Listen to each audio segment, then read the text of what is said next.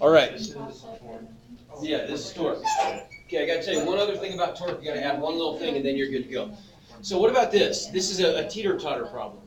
Let's look at this. We've got an essentially massless 5.033 meter plank is placed over a fulcrum. So the fulcrum, and we'll talk about simple machines soon, and we'll talk more about fulcrum. 1.1 meters from one end of the fulcrum. A 3.83 kilogram mass is placed at the end of the plank closest to the fulcrum. We want to know what would the mass need to be placed at the other end, thank you, in order to balance the teeter-totter. And really what we're doing here is we're balancing the torques.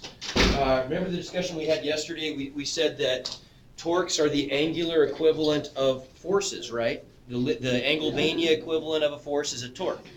Hey, which one is this? This is in the assignment that's not up yet. It's going up. Oh, okay. It's going to be the 5.3 torque assignment.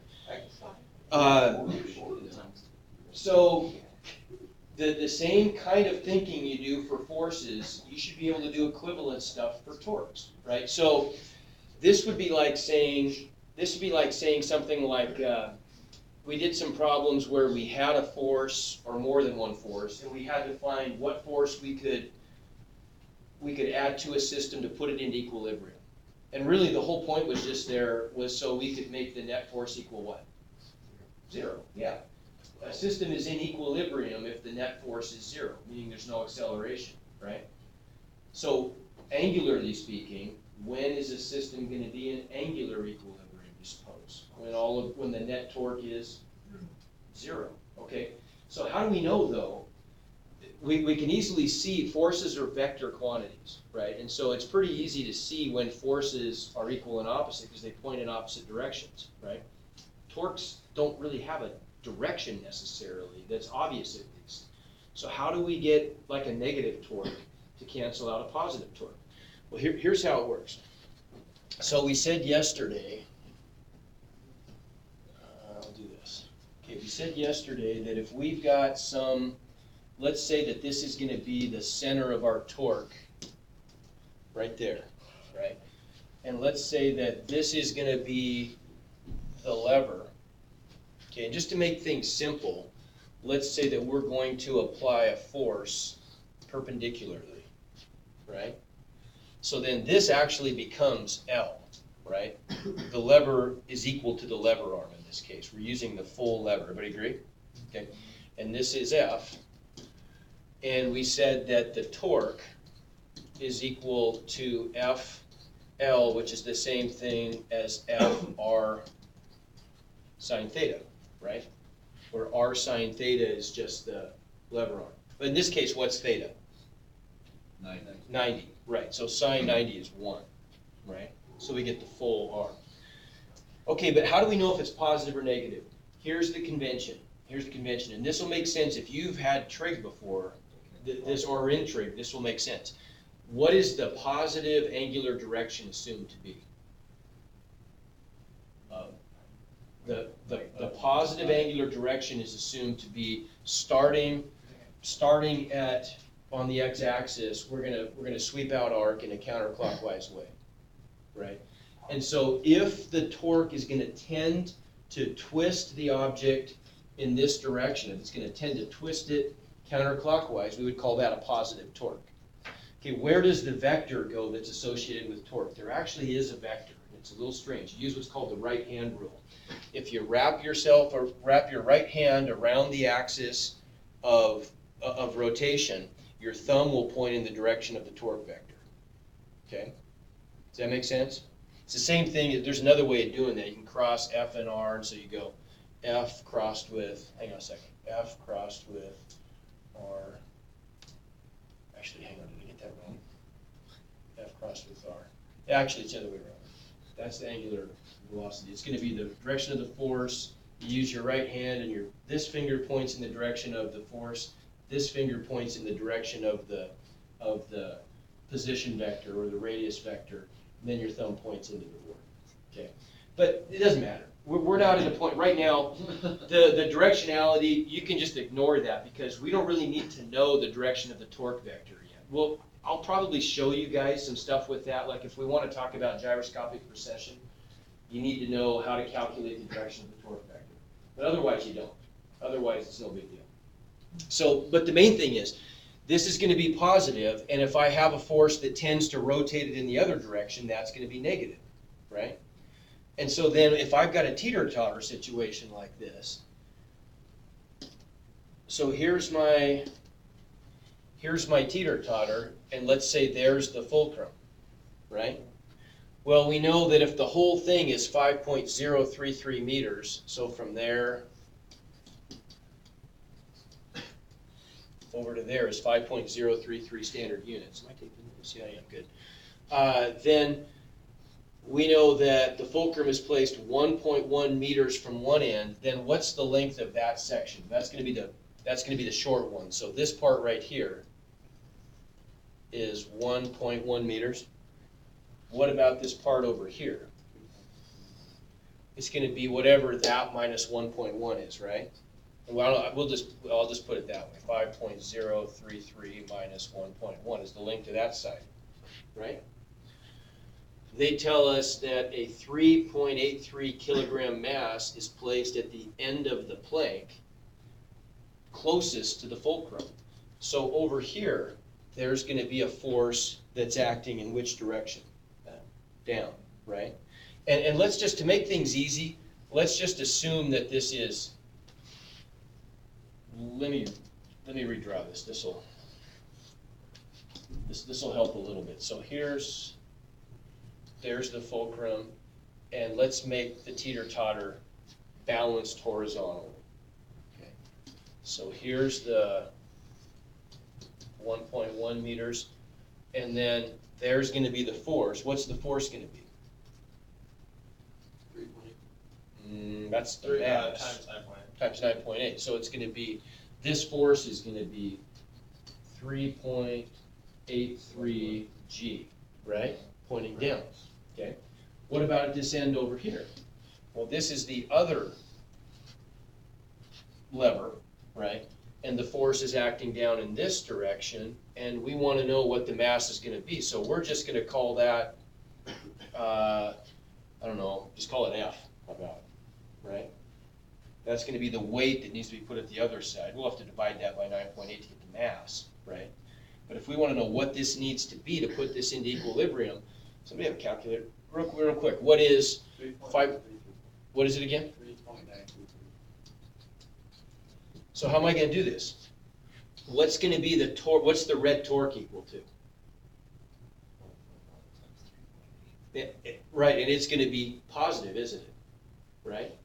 Because it's tending to twist this thing in the counterclockwise direction. Everybody agree? So the red torque, call it torque 1, equals force, which is 3.83 G, times distance, which is 1.1. The green torque, call it torque 2, is equal to negative, because it's twisting it counter or clockwise, right?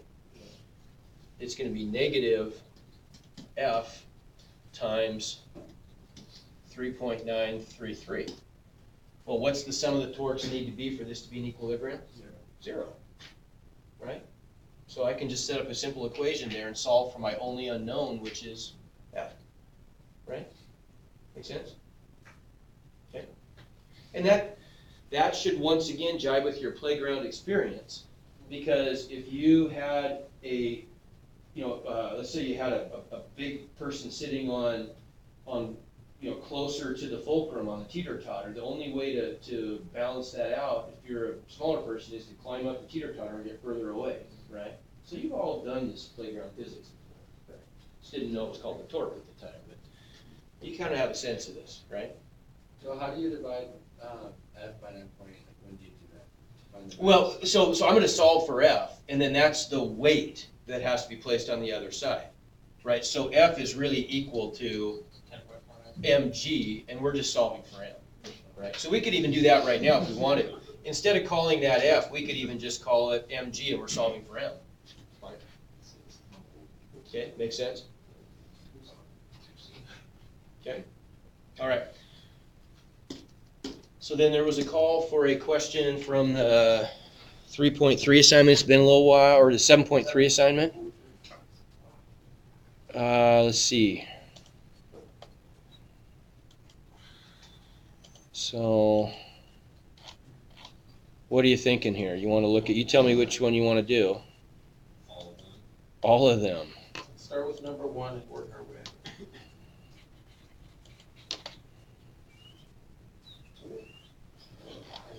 Okay, so. Okay, yeah, we probably need to look at these. These are really easy in a way, right? A steel ball is attached to a string. Attached to a string is swung in a horizontal circle at a constant rate. The radius is then reduced to 1/4 of its previous value, but the mass and period remain unchanged. Okay? The velocity of the ball is changed by a factor of blank. Okay? So what's going to be, we need to add some more equations to the board, don't we? Because we've got some centripetal acceleration stuff now, right? We know here that, what are our equations for centripetal acceleration? One of them is what? Remember? Angular acceleration. No, for centripetal acceleration. One of them was v squared over r, right? Remember that? Okay, and I'll put these on the board. Well, what if we wrote that in terms of period? Remember what it was? You have in your notes? We could find out real quick. And the way I would just do that, I don't remember. I always just figure it out for myself. If we're talking about uniform circular motion, what's a way that we can say speed? Just distance over time. If period is the amount of time it takes to make one complete revolution, well then, how far did it travel? Well, I mean, yeah, but what's the total distance? It'd be one circumference, right? So 2 pi r, right? So v is really just distance over time is 2 pi r over t, isn't it? That's one way to say it. It's one circumference divided by the time it takes to make one circumference, which is the period. So we could just substitute that into the equation, and then we'd get 2 pi r over t, that's my v, squared, divided by r over 1, right? So I'll flip and multiply, and while I'm at it, let's go ahead and square everything out up here, right? So this is going to become 4 pi squared r squared over t squared times 1 over r. So what can I do with one of the r's? Cancel it, right? And so what am I left with? I'm left with, the other thing is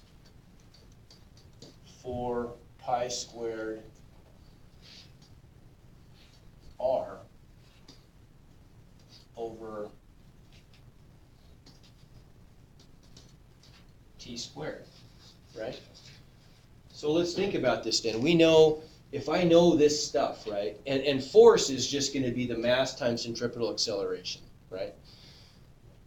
So let's go back to our question then.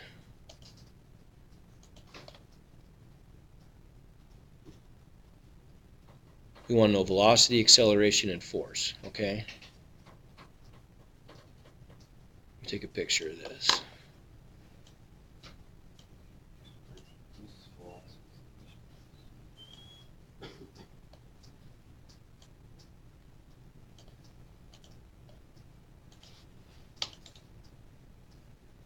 I really like this question.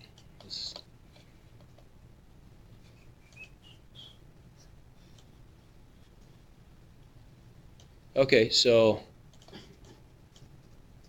we don't even have to write anything down. We can just think our way through this. So if the radius is reduced to 1/4 of its previous value, what's that going to do to the velocity? So think about that. If r is going to be reduced by 1/4, right? No. That's going to make, the radius is going to be reduced to 1/4 of its original value, right? So it's reduced by a factor of 4. Okay, does that make sense? So then what's gonna have to happen there? Because I'm gonna have to have the, okay, yeah, what's the velocity gonna have to do? Because this fraction's gonna have to stay the same, you get it? Right? Okay, so what's your thinking then? So since velocity is squared, we don't have to get, what is that? So since, Wait, vel- no. but the mass and period remain, okay, so here's what the mass and period remained unchanged, sorry. When you read the whole thing, sorry. So this is the one we wanna think about then, right? We got a combination of these two, plus we also have the fact that V equals 2 pi r over t. Okay? So if the velocity is changed by a factor of, or radius is changed by a factor of 4, it's reduced to 1/4, but the period stays the same, then this is the equation that's gonna help me, isn't it? Right? Because the equation has to stay the same, right? The velocity is always gonna be equal to 2 pi r over t. Okay? But the equation for a period is 4 pi squared, right? But the equation, well, sure, but for this That first way, yeah, we problem, don't need it, yeah. we're trying to compare velocity to radius, right? But the period is staying the same. So the two things that are changing are radius and velocity. Well, if the radius is on the top of the fraction, and it's gonna end up being only 1/4 as big as it was before, what's gonna have to happen to the velocity for it to stay the same? It's gonna have to do the same thing, isn't it? Right? Because they're both on the top of the fraction, right? And so for the right side, if I multiply r by 1/4, right, what's that gonna do to the size of the fraction? It's gonna, well, no, it's on the top though, so it's gonna make it 1/4 as big, right? Everybody agree? And so the v is gonna end up being 1/4 as big. So the velocity of the ball is gonna be changed by a factor of 1/4. See that? Okay, what about the second one? The acceleration of the ball is changed by what? Okay, so what's staying the same? The mass and the period are staying the same. So then we'd want to use this equation, wouldn't we? Right, because the period's staying the same, and the mass is staying, well, the mass, of course, is staying the same, right? And so we'll use the equation then, centripetal acceleration equals 4 pi r squared over t squared. But the only things that are changing are the r squared and the acceleration, right? T is staying the same, okay? So what's gonna happen to the acceleration if the radius is reduced by a factor of 1/4, but I'm squaring it? How's that gonna change the fraction? What's 1/4 squared? No, 1/4 times 1/4 would be 1/16. You see that? So because the r is being squared, if I'm multiplying the r by 1/4, when it's squared, I'm actually multiplying this whole fraction by the quantity 1/4 squared, right? And so then what's going to happen to the acceleration? It's going to be reduced a lot, isn't it? Right? It's going to be reduced by a factor of 1/16 because the 1/4 is being squared. Does that make sense? I mean, we could show this algebraically. We could like literally just plug in. We could make the substitution. If this is the original centripetal force, then 4 pi times r over 4 squared over t squared equals what? Well, if I square that out, I'm going to get r squared over 16, right? Everybody agree? So that's the same thing as saying 1/16 times 4 pi r squared over t squared, if I pull that 1/16 out front. That's just the original centripetal acceleration, isn't it? Right? And so the centripetal acceleration is going to be reduced by a factor of 1/16. You don't have to show that work. You can just look at this. This is a really good thing to learn to do when you're looking at math. Is just say, okay, if I change this quantity by this much, how is it going to affect the other side of the fraction, right? Or the other side of the equation, right? If r is being multiplied by 1/4 because it's being squared, the whole thing is being changed by 1/16, and that's what that a sub c is equal to.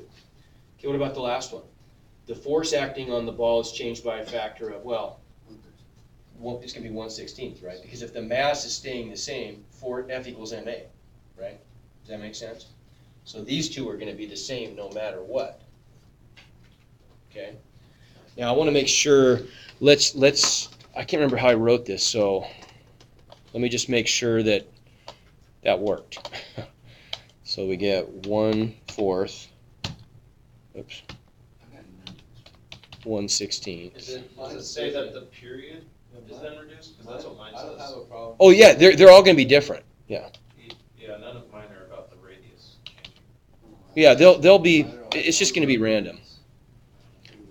Okay, so what's it saying? So is it wanting 4? I just want to make sure. You got that one right? 4's right. Just, yeah, 1/4 is right. Go to the. So like 0.25. Well, hit try again. Real quick, and then just hover over the two answers. That one's right. The middle one's wrong. Yeah, those two are both wrong. Okay, so let's see what's. So this is strange to me. Let me see. So the acceleration, the radius is being reduced to 1/4 of its previous value. So 1/4 squared. Well, let me just see. I want to see what it says. It's been a long time since I've done this one, so let's just try this. What's it saying it should be? Ah, that's wrong. Yeah, that's wrong. Let's see. Oh, no, it's not. Duh, that's right. Why did I square it? I shouldn't. It's right. I wrote the wrong equation down. See that?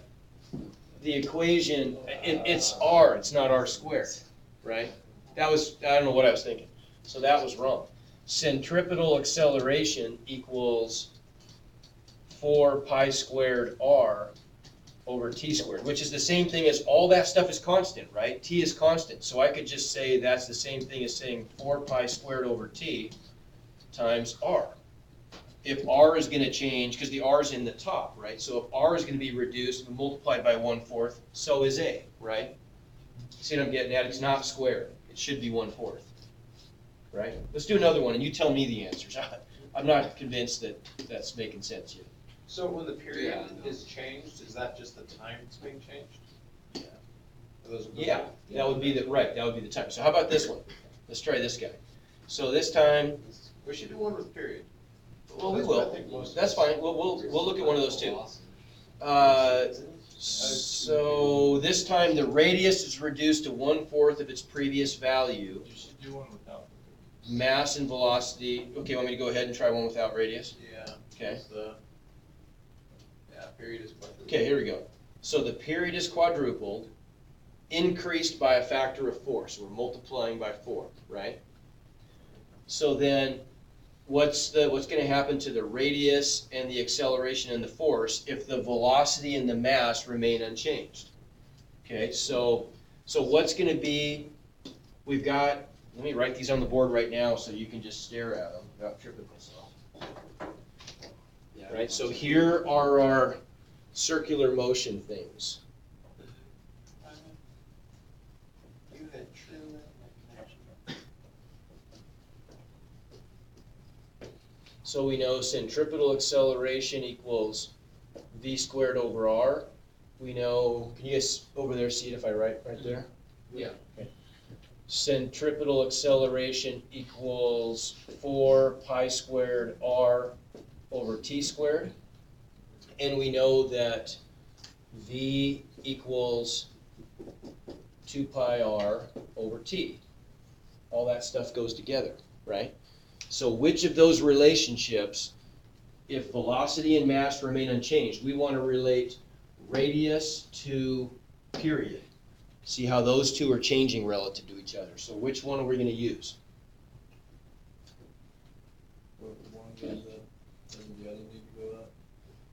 Okay, so the only equation where those two appear without any other quantities that are changing, right, is gonna be this one. Does everybody see that?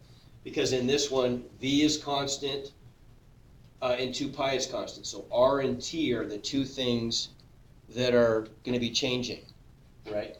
So R is on the top and T is on the bottom. So what would happen if I wanted the velocity to stay the same, which it does, right? The velocity stays the same. So that means the fraction can't change in value. If R were to double, for example, what would T have to do so that what would it have to do? It'd have to double, yeah, right? If that went up by 2, so would that. If I multiplied R by 2, it'd have to multiply T by 2, so the 2's would cancel, right? So in this case, we're told that the period is quadrupled. So we're going to multiply T by 4. What are we going to have to do to the radius to keep the whole thing constant? Multiply by 4, right? So then the answer to part 1 is going to be 4. Okay, what about the acceleration? Now we want to find the one that's going to relate acceleration to period, but has nothing else in it, right? So acceleration and period is right here. It does have radius in it, but that's okay because I actually know the answer to radius already, don't I? Right, the radius increased by 4. Everybody see that? Okay, everybody with me? Okay, so then let's see what's going to happen here. If the period is being quadrupled, right, then that's being squared. So how much is the bottom of the fraction growing by? 16. 16 by 4 squared, right? The top is growing by, the radius increases by 4, so the top is growing by 4. So if the top is growing, multiplying by 4, and the bottom is multiplying by 16, what's happening to the fraction as a whole? It's going down. It's going down by a factor of 4. It's going to be multiplied by 1/4, right? So what's the acceleration do? It's going to decrease by a factor of 4. It's going to be multiplied by 1/4, isn't it? Right? A way that we could maybe show that would just be to say, I'm just going to draw on this board. Would just be to say if this one is going up by a factor of 4 and this one is going up by a factor of 16, 4 over 16 is 1/4, right? See what I'm saying? And so that's going to go down by 1/4. Yep. So mine, the period is reduced to 1/3, so the acceleration would go up by 3. Well, we'd have to know what's being held constant. Same stuff. Same stuff, right? Okay, so right, so if the period's being reduced by a factor of 3, And it would, then so would the radius, right? The radius would be going down by a factor of 3. So then this would be 1/9, and that would be 1/3, and 1/3 over 1/9. I flip it, right? I flip and multiply. That's going to be going up by 3. Okay? Does that make sense kind of just intuitively? Think about this now. If the period, in our case, is increasing by a factor of 4, so we're going to be spinning the merry-go-round. We're increasing the rate at which the merry-go-round is spinning by a factor of 4, and the radius, we're walking 4 times as far away, then what's the overall outcome going to be? Well, if I walk 4 times, hang on a second. Yeah, let's see. Period is, oh no, the period's getting longer, right? So it's taking a lot longer for this thing to get around. It's going to take 4 times as long, right? So it's spinning more slowly, right? Even if I go out a little bit further away from the center, I'm still not going to feel as much centripetal acceleration. It's hard to, I mean, you couldn't probably just judge that one based on your experience. It's pretty complicated, but the math tells us, right? Okay, so then what about this next one? The force acting on the ball would be changed by what? Well, whatever the acceleration is, the mass isn't changing, F equals ma. So acceleration and mass are going to be the same, right? Okay? How are we feeling? Are we okay? I don't know. I'm not convinced. My head hurts. Yeah. Yeah. Okay, I know. Here's what we can do. I got an idea. How much time we got? 11 minutes. Look. 10 minutes. Okay. Break time. Would have been We should great ask day our on Friday social football. trap shots. Would have been. Clearly. How many people have played played Friday football.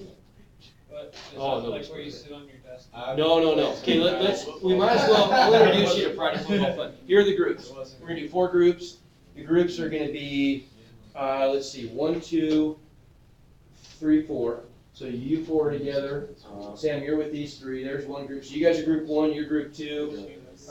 Here we got group 3 and group 4. Okay?